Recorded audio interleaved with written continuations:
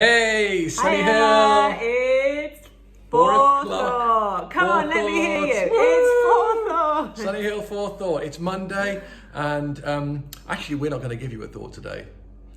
We've got something even better. No thinking. We've done all the thinking, No thinking. we can manage. Easter weekend was full of thinking. Actually, it wasn't really. Actually, it was because we heard a great thing today, and we thought we'd like to share it with you. Yeah. Everyone will know of Steve and Sarah Robinson. They are pillars Yeah. at the Ferndown campus at Sunny Hill, They're but also amazing. throughout They are Sunny Hill. amazing. Yeah, we just Both love of them them. very much. Yeah. And it was Steve's birthday a couple of days ago. Yeah, and we all celebrated. So we all said happy birthday, Steve. And then we got this message that you're about to see that said it's his birthday today. So we were a bit confused, but we watched it and Not we going to thought... do a spoiler alert. No, we thought, actually, this is great. Steve Yeah. should share this as the forethought for today. So Yeah. over to you, Steve. So enjoy. Enjoy. Hiya. Just to let you know that today is my birthday. It's the 13th of April. Now, for those of you that sent me birthday wishes on the 11th of April, thank you very much. I had a birthday then as well. I had a birthday on Saturday, which was my 58th. I know, 58, wow. And then we had Easter Day, and today is Monday, and today is my other birthday. Today is my spiritual birthday, because on the 13th of April 1980, that's when I decided to become a Christian. It was quite a long process. I was aged 18. I know, 18, now 58. Who'd have thought?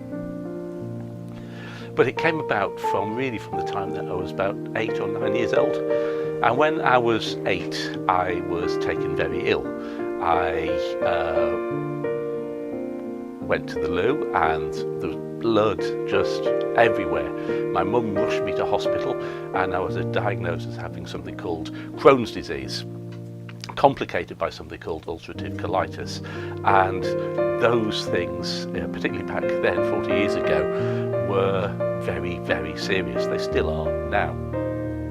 And I was on all sorts of drugs and medication for many, many years, to the point that I was getting weaker and weaker. At some points I couldn't run upstairs. I had to climb upstairs one step by one step. I couldn't do sports at school.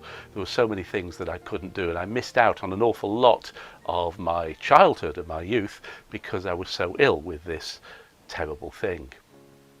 And then when I was 18, this chap invited me to church. I had just started driving and I'd gone to pick my mum up from church, and he invited me and said, "Steve, why don't you come to the service tonight?" And I said, "Okay, I'll do that if you'll come and collect me in your car." Now there was a reason for that, because he had a really smart Rover and I had a really, really rubbish Vauxhall Viva with holes in the floor. And so he said, okay. So he took me to church, collected me, took me to church, and I heard the message for the first time about how Jesus really, really loved me and died for me. Not just in a generic that God loves everybody sort of way, but in a very specific way, that God loves me.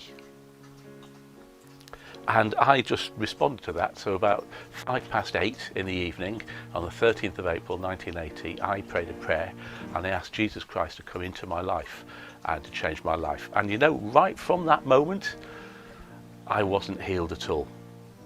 In fact, I got iller and iller as the years went by, to the point that for my 21st birthday, I was in a wheelchair and I had to be carried up the stairs to a meal that the youth club were having to celebrate my birthday.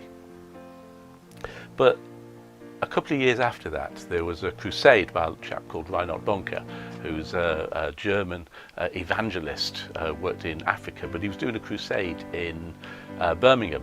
And so we all went as a youth group. And despite the fact that for many years people had prayed for me and prayed for me, nothing had happened. But there was something that when Reinhard said, if you feel that God is speaking to you and you need to be healed, then come forward now. And at that moment, I just knew that God was speaking to me and that this was my time to be healed. And so I got in a queue and I waited in that queue And there were so many, there were hundreds and hundreds of people. In fact, there were so many that Reinhard couldn't pay for everybody. So he said, everybody on this side, go and you guys, you pray with my assistant. And I was in that group, and I was really quite annoyed because I didn't want to be prayed for by the assistant. I want to be prayed for by the pastor. But anyway, so I got to the front of the queue, and this guy prayed for me. And at that moment, I knew that I'd been healed. I knew that God had changed my life. And within 2 weeks, I was off all medication. I got my strength back. Bleeding had stopped. The prognosis was that I would be dead by the time that I was 25 because they'd have to start cutting away at my stomach just to stop it collapsing. But now, 40 years later, here I am because of the grace of God and because of what God has done for me.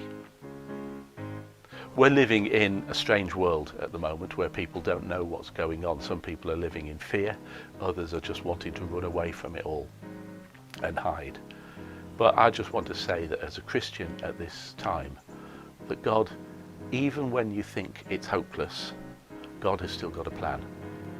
God has got a love for you that goes beyond whether you're well or whether you're ill, whether you're rich or whether you're poor. God still loves you. And God still wants the best for you. Oh, happy day.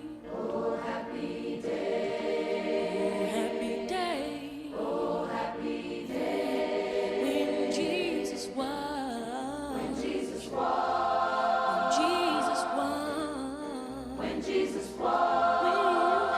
When my Jesus won. When Jesus